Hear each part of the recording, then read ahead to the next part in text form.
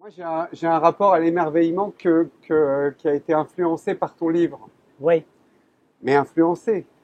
Est-ce qu'aujourd'hui, pour toi, l'émerveillement, c'est toujours ce que tu dis dans ton livre? Écoute, pour moi, c'est encore plus que ce que je dis dans mon livre. C'est-à-dire que dans mon livre, je réagissais par rapport à un monde qui ne s'émerveille pas. Je crois qu'il faut aller plus loin et il faut comprendre que l'émerveillement est par excellence le mode d'accès à la réalité et à la connaissance. Qu'est-ce qui fait que tu t'émerveilles? Ce qui fait que tu t'émerveilles, c'est que tu te vides de tout. Et lorsque tu te vides de tout, là apparaît l'émerveillement. L'émerveillement, c'est ce qui se passe quand, à l'intérieur de l'expérience du vide, tu découvres qu'en fait, il n'y a pas de vide. Et il faut faire l'expérience du vide pour le découvrir. L'expérience de l'émerveillement est très bien décrite par la science. Le savant pense qu'il a atteint la connaissance et il découvre que ce qu'il connaît, c'est rien par rapport à ce qu'il y a à connaître. Et donc, il fait l'expérience du rien créateur.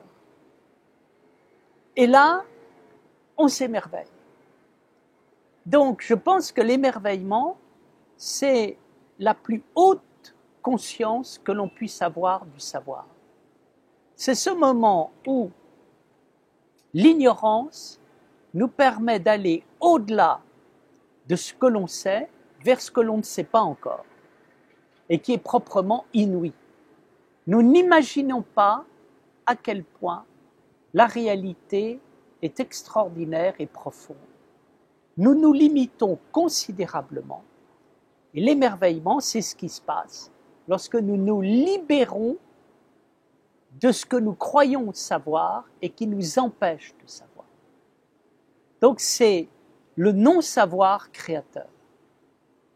Et toutes les grandes expériences d'émerveillement sont toujours des expériences qui passent par le savoir, le non-savoir et l'au-delà du savoir. Là, on fait une expérience d'émerveillement. C'est pour ça que je m'intéresse beaucoup aujourd'hui à cette transformation.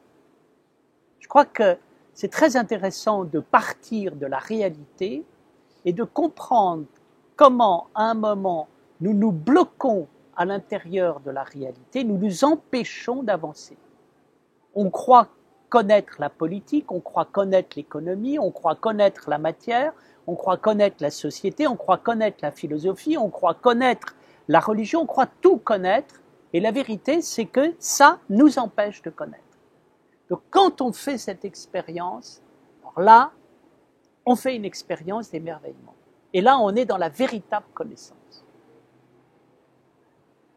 Merci beaucoup, Bertrand.